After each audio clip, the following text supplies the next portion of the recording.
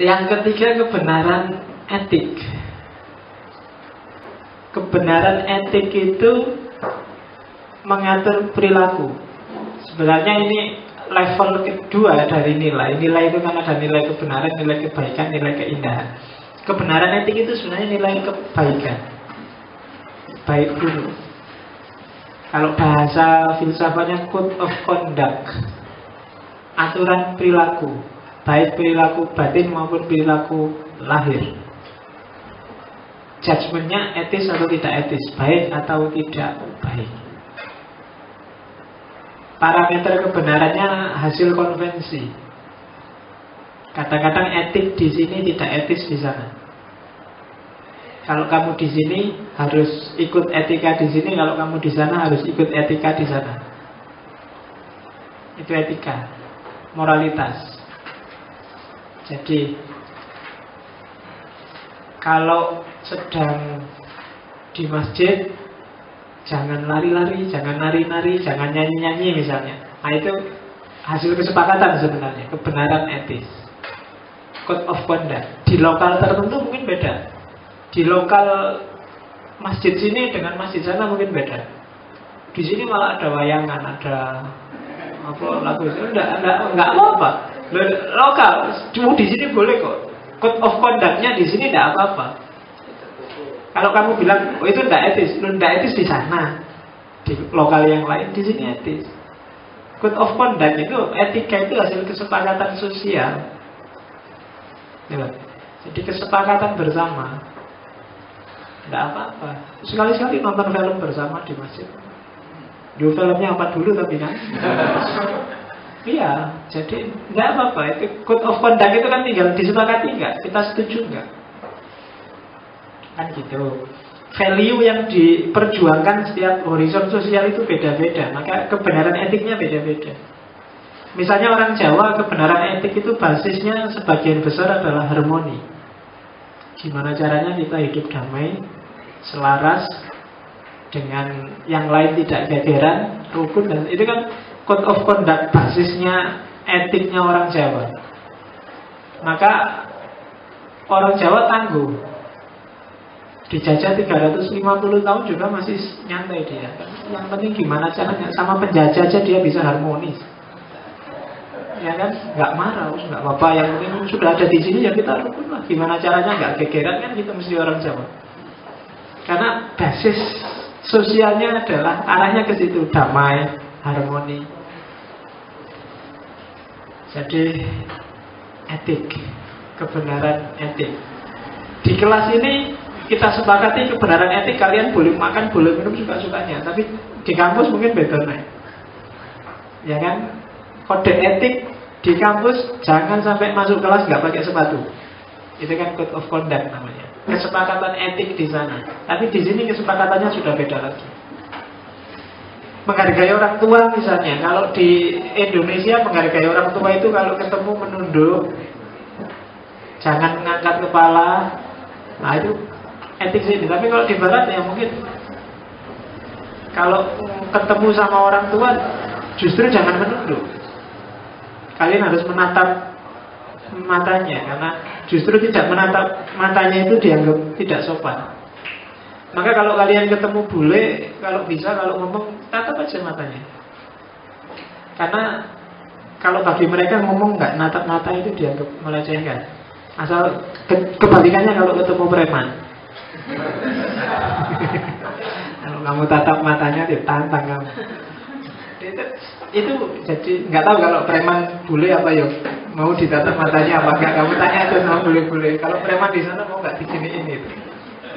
Jadi kalau coba perhatikan orang-orang Jawa atau kamu sendiri perilakumu ketika ketemu dosen, perilakumu mesti kan kamu nggak enak. Mesti kalau ngomong sambil menunduk lah, sambil apa, nggak berani gini. Apa pak? Yang segini apa pak?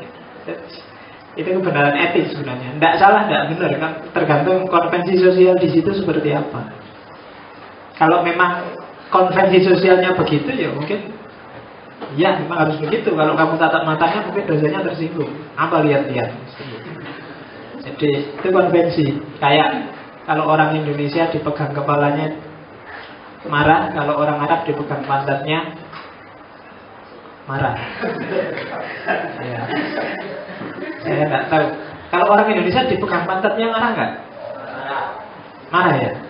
Nggak tahu. Saya juga nggak tahu. Teori bahwa kalau orang Indonesia dipegang kepalanya marah, pantatnya nggak marah itu saya nggak ngerti. Siapa yang bilang? Padahal menurut saya kalau ada orang tiba-tiba megang pantatmu, kamu marah juga. Iya kan? Orang Arab di pantatnya marah. Kita juga kalau tiba-tiba ada orang di jalan, mas, ayo, itu mesti marah. Ya kan? Emangnya apa kok diem-diem megang kepala, kan megang pantat. Oke, kebenaran etik. Ini masih panjang teori kebenaran. Kebenaran metafisik, ini baru ngomong levelnya saya, belum ngomong jenisnya, belum ngomong variasi bahasanya, belum ngomong. Jadi agak panjang. Jadi siapkan mental, minumnya kalau habis ngambil lagi. Kebenaran metafisik. Pokoknya kalau Rebo malam Kamis, alhamdulillah selalu ada sepak bola yang ditunggu. Jadi aku nyantai sekalian nunggu sepak bola nanti malam Chelsea melawan Benfica. Final. Tidak apa-apa kalau yang kayak gitu saya nggak terlalu deg-degan karena dua-duanya nggak. Terserah siapa yang menang, yang penting bal-balan. Tapi beda kalau Barcelona melawan Madrid itu harus ada puasanya itu. Iya, jadi harus sholat malam wiritan gitu. Jangan sampai besok pagi diketawain sama lawan. Oke, kebenaran metafisik adalah kebenaran yang menyangkut di luar tiga tadi. Secara empiris dia tidak bisa diakses, secara logik sering tidak nyambung, dan secara etik juga bukan dunianya. Susah diakses. Secara ilmiah, di situ saya contohkan misalnya firasat kontak batin, itu kan dunia yang tidak bisa secara rasional, secara empiris, secara tidak bisa.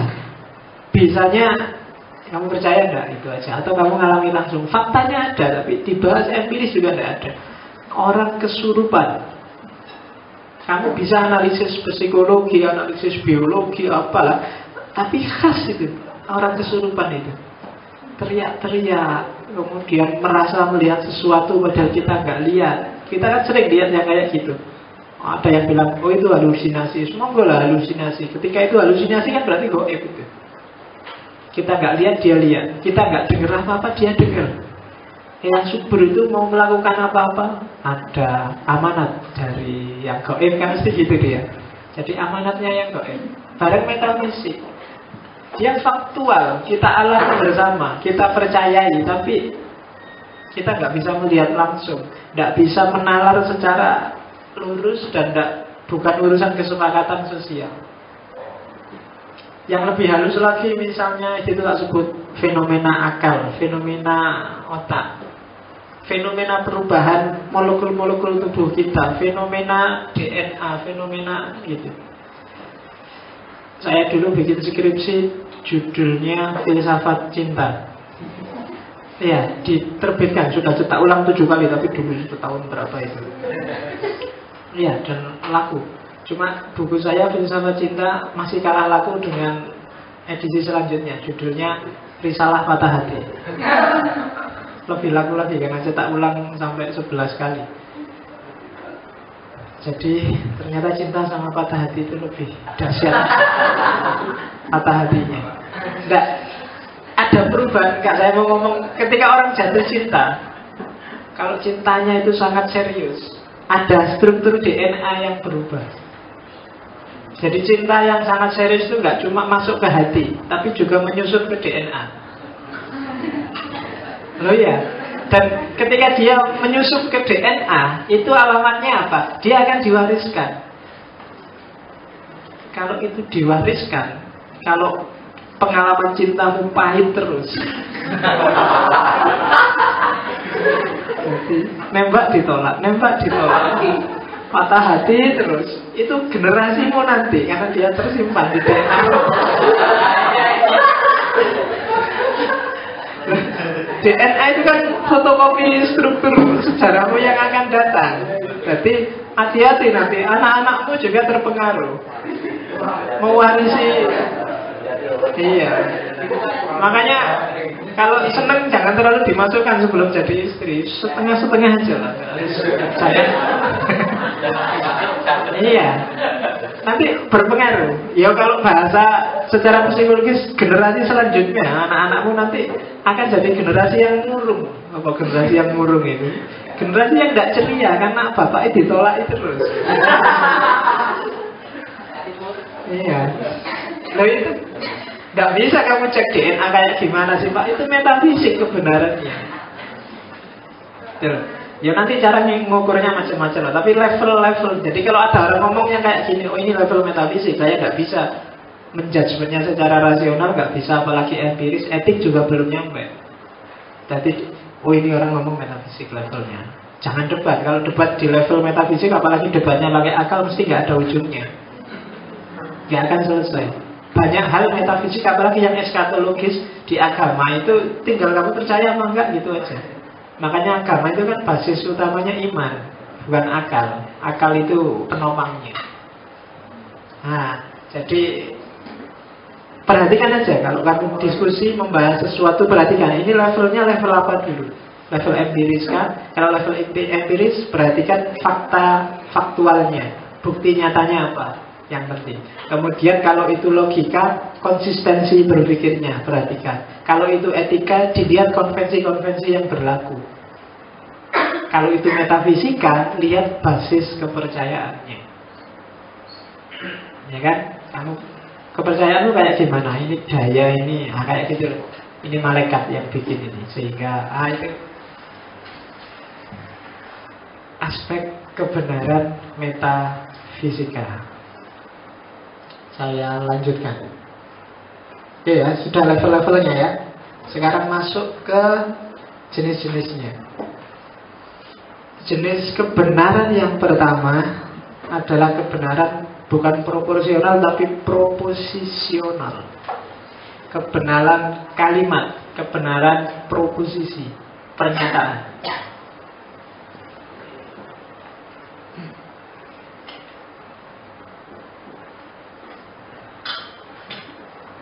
Kalau di kampus, di kuliah-kuliah filsafat biasanya isinya tiga yang tengah itu, korespondensi, koherensi, pragmatis. Tapi saya perlu nambah 2 karena ada necessary truth dan standpoint of view. Ini tambahan. Yang pertama sebenarnya tambahan dari Ghazali, ada necessary truth, meskipun beberapa filsuf barat juga ngambil. Dan yang tadi standpoint of view itu masuknya ke kebenarannya orang-orang posmo itu biasanya pakai itu, postmodern. Tapi yang kebenaran profesional yang tradisional itu yang 3 tengah itu, korespondensi, koherensi, sama pragmatis. Necessary truth saya masukkan kalau bahasanya Ghazali itu at-tabadur ilal fahm, yang langsung dipahami orang. Necessary truth itu kebenaran yang niscaya. Jadi yang nggak usah mikir juga sudah ketahuan jawabannya. Betul. Setengah itu lebih kecil daripada 1 itu nggak usah mikir kamu. Nggak usah kamu bikin analisis-analisis mendalam. Iya, langsung kamu bisa. Iya. Jadi saya sejak pagi belum makan. Ini kenapa kok perut saya kerucuk-kerucuk ini? Ada fenomena apa ini? Enggak, itu necessary truth. Langsung aja disimpulkan, ya mesti lapar. Jadi nggak harus berpikir panjang. Kalau di Ghazali contohnya misalnya keberadaan Tuhan, kamu nggak harus mikir panjang kok. Lihat aja betapa presisinya alam semesta ini. Itu menunjukkan pasti ada yang ngatur, nggak mungkin kebetulan. Kalau kebetulan itu 1-2. Tapi ini semuanya pas. Kayak bumi ini kan pas. Matahari itu lebih dekat beberapa senti atau lebih jauh beberapa senti, kacau sudah bumi, nggak akan bisa ada kehidupan. Lebih dekat dikit, pasti buminya beku. Lebih jauh dikit, pasti buminya kebakar. Lebih jauh dikit, buminya beku. Suhu juga begitu. Kok pas ya bisa ditinggali manusia dan seterusnya. Banyak hal yang presisi itu membuktikan pasti ada Tuhan. Ini nggak mungkin kebetulan. Yang bisa bikin makhluk hidup serumit manusia kayak gini nih, nggak mungkin kebetulan deh. Kalau kebetulan kok iso sekompleks ini nih.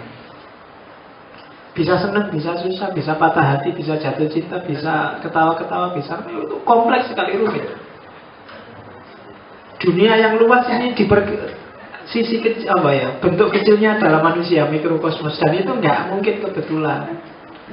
Pasti ada yang bikin. Itu necessary sebenarnya. Pasti ada Tuhan. Pasti ada sesuatu yang di luar manusia yang bikin dia ada. Kenapa? Karena nggak mungkin manusia yang kompleks ini menyebabkan dirinya sendiri. Jadi sebab bagi dirinya sendiri. Itu necessary truth. Niscaya. Ya banyak necessary truth itu. Orang itu kalau secara etis misalnya, orang itu kalau dipuji senang, kalau dikritik mesti rasanya tidak enak. Itu necessary truth. Maka jangan bikin diskusi, jangan bikin forum, takmirnya jangan bikin kajian yang tema-tema necessary truth. Mesti nggak ada yang tanya. Iya, karena ngapain dijelas? Ya sudah jelas memang begitu. Ya kan? Jadi maka jangan bikin judul yang sudah jelas. Nikmatnya malam pertama itu mesti nggak usah dibahas. Kamu nggak usah indahnya nikah, ayo mesti ya. Jadi kan banyak buku-buku sekarang gitu kan, indahnya kawin muda itu kan mesti. Yang itu bukan mudanya, maksudnya kawinnya itu loh. Titik tekannya kan bukan pada muda atau tuanya, kawinnya di mana-mana kawin mesti indah. Itu necessary truth. Kebenaran yang niscaya, kebenaran yang susah dibantah, memang gitu. Badanku gak enak ya, kalau siang kok panas, kalau malam kok dingin. Yo mesti wae. Ya kan, yo di mana-mana malam dingin, kalau siang ya suhu. Itu necessary truth. Jadi kamu jangan mengkerutkan dahi, jangan tanya, dan kalau nggak kepingin diketawain temenmu tentang hal-hal yang necessary truth. Orang menyebutnya banyak tanya tentang necessary truth itu, kamu biasanya menyebutnya tell me. Mikirnya suwi. Di padang itu sebentar aja orang sudah tahu kok, bahwa ya mesti kesimpulannya kayak gitu. Banyak hal. Jadi yang nggak perlu dibahas, yang dibahas itu necessary truth. Jadi kalau kamu debat, jadi selucu-lucunya debat adalah debat rame tentang necessary truth. Ya kan? Misalnya, kok bisa ya Ahmad Fatona itu senang perempuan? Ya mestilah dia laki-laki. Loh ya kan? Di TV kan gitu. Kemarin di ILC itu, Indonesia Lawyers Club itu, Farhad Abbas itu, saya berani bersumpah, sudah jelas buktinya bahwa Ahmad Fatona itu suka perempuan. Jadi semuanya tidak dibahas itu loh. Nah ya mesti memang Ahmad Fatona itu laki-laki. Kamu juga suka perempuan, saya juga, dia juga, kan masih normal semua. Yang salah kan bukan karena dia suka perempuannya, karena ekspresi sukanya itu yang nggak beres, kan itu. Kalau urusan suka perempuan tidak salah Ahmad Fatona. Setiap laki-laki juga suka perempuan yang normal. Itu necessary. Jadi perdebatan lucu itu yang membahas necessary truth. Kalau kamu bisa mikir ya, mungkin kamu rodo tell me tadi ya susah membaca bahwa itu sudah mesti tidak dipikir lagi. Oke. Yang kedua korespondensi. Ini simple. Kalau korespondensi itu kayak pembuktian kebenaran empiris. Kalau di filsafat ilmu, membuktikan korespondensi itu dua. Kalau nggak verifikasi, ya falsifikasi. Verifikasi itu membuktikan kebenaran faktanya. Falsifikasi itu membuktikan kekeliruan faktanya. Jadi kalau saya bilang, kalau di kampus dulu saya yang ngajarin korespondensi logika itu Pak Muzairi. Pak Muzairi kalau ngasih contoh kadang lucu-lucu gitu. Membuktikan kebenaran faktanya. Misalnya proposisi bahwa setiap burung itu pasti punya bulu. Nah, ini kan proposisi namanya. Pembuktian secara korespondensi itu, lihatlah semua koleksimu, koleksi kamu punya burung apa saja, lihatlah. Kalau dia memang punya bulu, berarti pernyataan itu benar secara koresponden. Tapi begitu kamu ketemu, loh ini Pak ada burung, tidak ada bulunya, oh berarti salah dia secara korespondensi. Jadi saya tidak tahu apa ada burung yang nggak ada bulunya. Ya ada lah, burung yang habis dicukur. Jadi ya burungnya dicukur kan nggak ada bulunya. Itu korespondensi. Jadi kesesuaian antara pernyataan, proposisi dengan faktanya. Itu korespondensi. Ini pembuktian paling masuk akal, paling mudah. Meskipun banyak hal tidak sederhana untuk dibuktikan faktanya. Membuktikan apakah yang subur itu sesat apa enggak, itu salah satu contoh membuktikan korespondensi itu enggak mudah. Karena fakta itu tidak selalu bisa ngomong sendiri sebelum ada perspektif atau teori yang mengerangkainya. Jadi kalau saya ngomong masjid ini maju sekali ya, itu dibuktikan secara faktual, kamu mesti tanya apanya dulu yang disebut maju, kan gitu. Takmirnya, apa jawaahnya, apa masyarakatnya, apa tinggal susah. Jadi, tapi yang jelas ketika dibuktikan kesesuaian antara proposisi sama fakta, itu namanya korespondensi. Apapun itu. Islam adalah agama yang damai. Lihat aja faktanya secara koresponden. Damai enggak Islam itu? Iyalah, harus damai. Meskipun ada beberapa yang enggak. Meskipun enggak tahu ya. Saya enggak tahu kan gara-gara media ya. Kesannya umat Islam hari ini itu umat yang ngamukan, gampang tersinggung. Agak mikirnya masing-masing merasa benar kayak gitulah. Saya tidak tahu aslinya. Ini kamu bikin diskusi sendiri lah. Kondisi umat Islam hari ini. Kenapa kok seperti ini ya? Rasanya saya merasa bahwa kita kok semakin pesimis ya jadi umat Islam. Dulu zaman Abdu orang sudah, kenapa Barat maju Islam mundur, dijawab macam-macam dan sudah mulai ada gerakan-gerakan untuk memajukan Islam. Tapi sekarang kelihatannya sudah setback lagi ke belakang, mundur lagi. Kita sudah agak maju dikit, sekarang rada mundur lagi. Tidak tahu karena apa. Kamulah yang memang karena generasi Islam selanjutnya itu seperti kita ini. Jadi kalau generasinya kayak gini ya mau apa yang diharapin, apa ya gitu ya. Tapi saya tidak tahu. Tapi cobalah sekali-sekali bikin refleksi bersama, bikin kalau kelompok-kelompok Islam yang agak keras itu punya halakoh, punya yang muhasabah, mujahadah, itu sekali-sekali kita bikin mujahadah malam-malam yang agak serius, tapi bukan mujahadah sambil nonton bola. Kira-kira biasanya kalau malam itu kan jernih untuk membahas korespondensi antara idealitas Islam dengan realitasnya. Yang sejangkau wawasan kita aja, nggak apa-apa. Nah itu korespondensi. Yang ketiga koherensi. Kalau koherensi itu nama lain dari konsistensi. Koherensi berarti konsistensi logikanya. Jadi konsisten enggak? Konsistensi itu misalnya ya kayak tadi, Islam itu agama damai.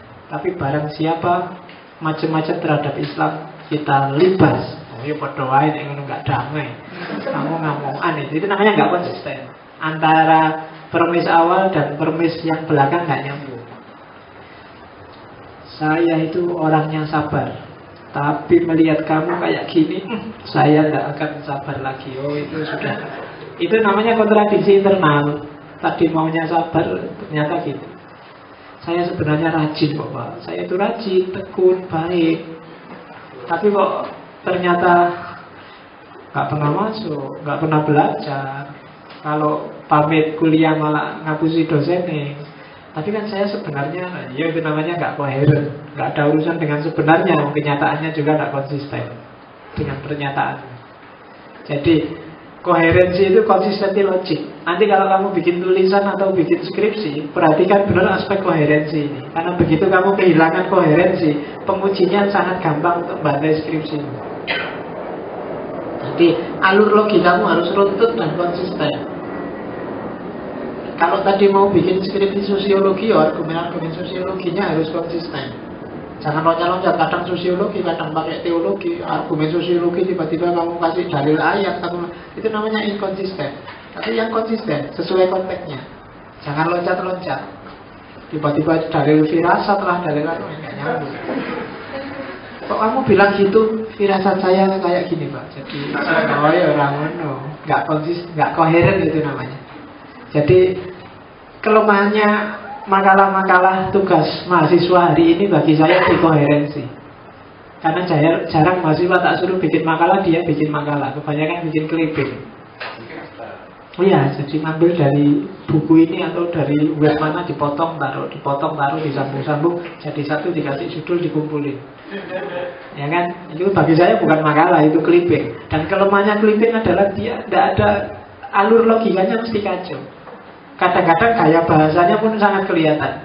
Bagian awal ngomongnya santai sekali, begitu masuk paragraf kedua serius. Begitu masuk paragraf ketiga, nanti kelihatan gaya bahasa itu. Makanya kamu hati-hati. Kalau kamu mau curang ngambil dari internet, olah sendiri gaya bahasanya. Perhatikan lagi, karena begitu kamu potong-potong mesti nggak coherent sudah kelihatan. Jadi koherensi adalah menguji benar salahnya pernyataan dari aspek konsistensi logisnya. Yang ketiga pragmatis. 4. Pragmatis itu benar salah peduli amat dengan korespondensi, peduli amat dengan koherensi atau necessary. Yang penting sukses, yang penting nyampe tujuannya. Itu pragmatis. Jadi idealnya sih kita ngaji filsafat itu harusnya dapat ilmu, dapat pencerahan, dapat peduli amat. Saya kesini cuma daripada nganggur, lumayan ada teh, ada teman ngobrol, ada itu. Iya kan? Pragmatis saja Pak, daripada saya di angkringan bayar.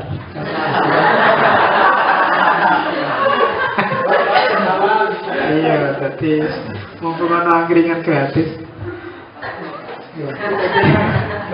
Ya, maksudnya bukan gitu. Pragmatis itu adalah misalnya kalian kuliah, ujian, terus bikin kerpean, sehingga saya kan tujuan saya kuliah kan dapat nilai baik, Pak. Jadi segala cara yang penting ternyata nilai saya baik, itu berarti saya benar. Nah, berarti apa itu namanya pragmatis. Yang dilihat tujuannya bukan prosesnya. Apakah prosesnya lewat dukun, atau lewat wirid, atau lewat temen, atau lewat pendekatan langsung. Yang penting kan akhirnya bisa jadi pacar, Pak. Ya kan? Itu pragmatis. Tapi nggak apa-apa, kalau urusan pacar kamu pragmatis nggak apa-apa. Tapi kalau urusan yang bagus-bagus, urusan kuliah, urusan itu jangan pragmatis. Ketika kamu pragmatis biasanya ada banyak nilai yang kamu korbankan. Boleh kamu jadi orang sukses, tapi jangan pragmatis.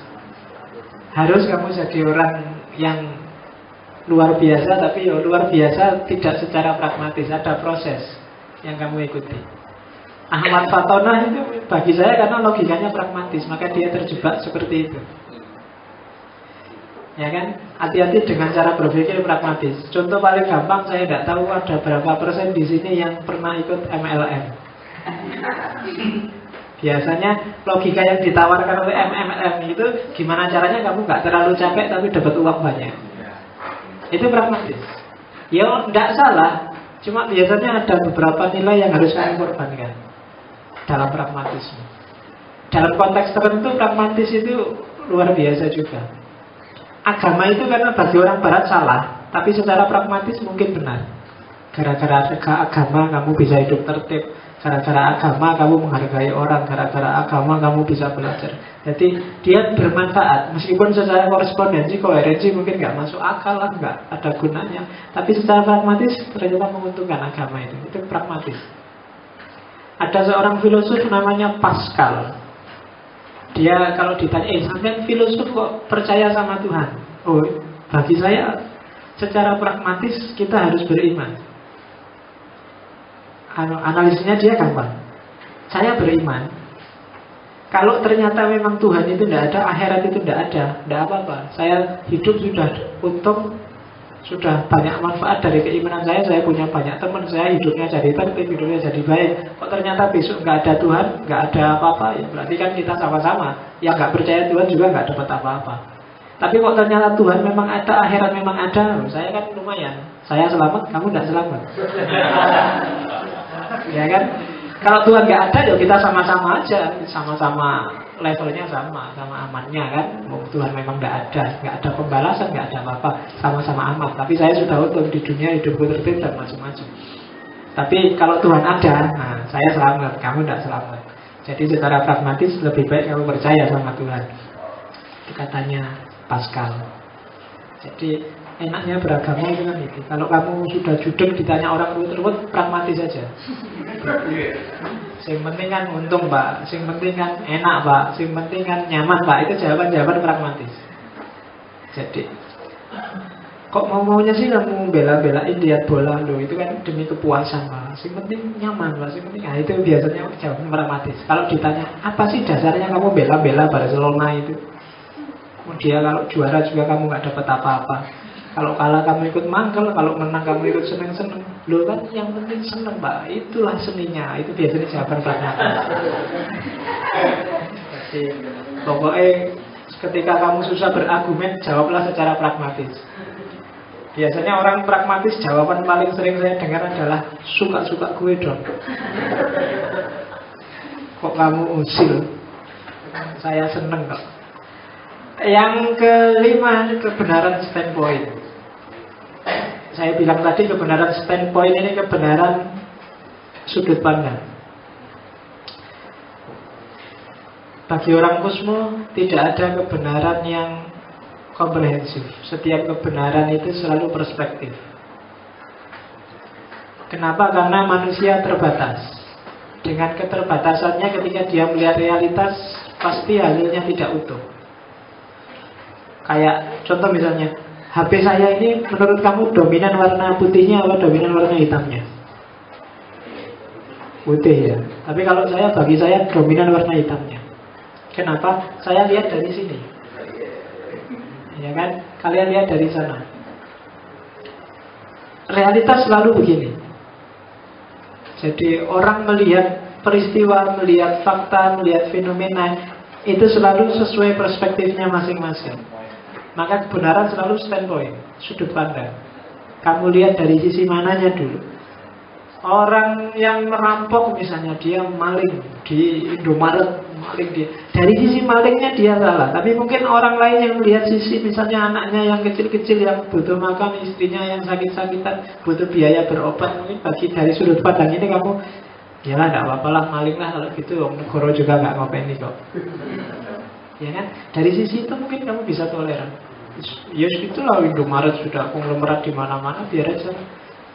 Itu standpoint. Tinggal kamu lihat dari sisi mananya. Banyak hal-hal dilematis yang harus kamu jawab. Tidak apa-apa kamu pilih perspektif sesuai standpointmu, asal kamu jujur dan fair. Jadi jawabanmu tidak kamu anggap segalanya.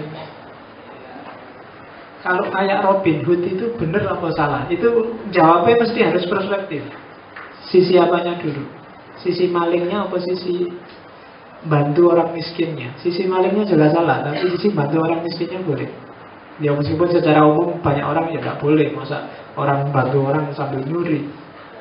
Itu sama dengan korupsi terus disumbangkan masjid. Saya tidak tahu kalau ada koruptor tiba-tiba ke masjid sini, kamu masjid ini tak sumbang 1 miliar, mau nggak? Mau aja ya. Serampok. Itu kan urusannya dia, sebenarnya disumbang. Kalau takmirnya nggak mau, suruh ke rumah saya aja. Pencucian uang. Ya, bawa ke laundry kalau belum bersih dicuci. Kebenaran selalu standpoint. Jadi kalian melihat dari sudut pandang mana dulu. Ya kalau yang Robin Hood tadi ada Qaida usul fikih. Kalau saya lupa yang ngomongnya, apa Ghazali apa siapa yang bilang bahwa jangan kita mencuci baju pakai air kencing. Jadi mencuci baju pakai air kencing itu tidak bikin bersih, tapi malah mengotori yang mau dicuci. Jadi korupsi untuk nyumbang masjid, itu seperti mencuci baju dengan air kencing. Coba aja kamu bikin tulisan besar-besar di koran tentang koruptor dengan judul itu, mencuci baju pakai air kencing. Bonusnya Vitalia sama iya Vitalia Sesa sama Ayu Azhari. Jadi standpoint dalam diskusi-diskusi coba perhatikan, karena setiap orang punya standpoint sendiri-sendiri sesuai konteks hidupnya sendiri-sendiri. Itu kunci pokoknya. Orang sering ngayal-ngayalan karena sebenarnya cuma beda sudut pandang, beda standpoint. Perhatikan aja, kadang-kadang orang, oh pantas dia berpikir begitu karena cara berpikirnya begitu.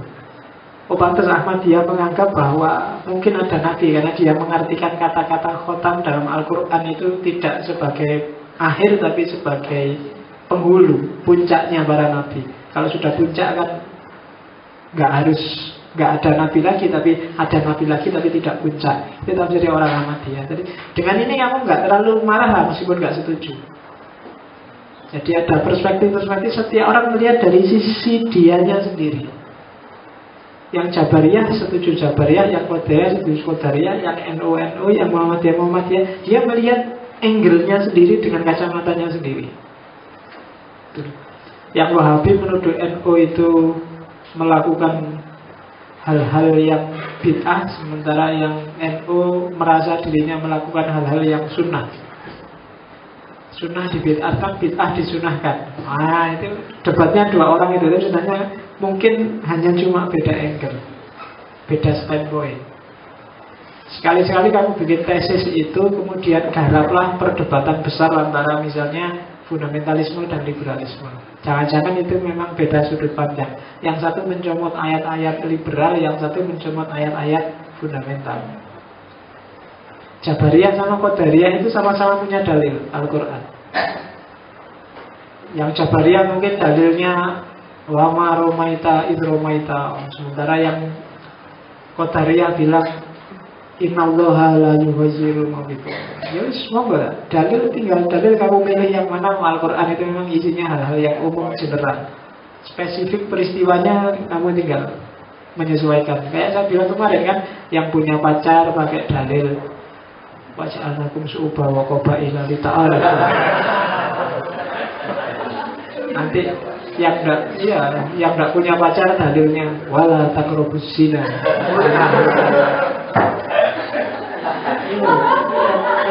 Sama-sama pakai Quran, disesuaikan dengan kepentingannya sendiri. Oke. Itu kebenaran proporsional.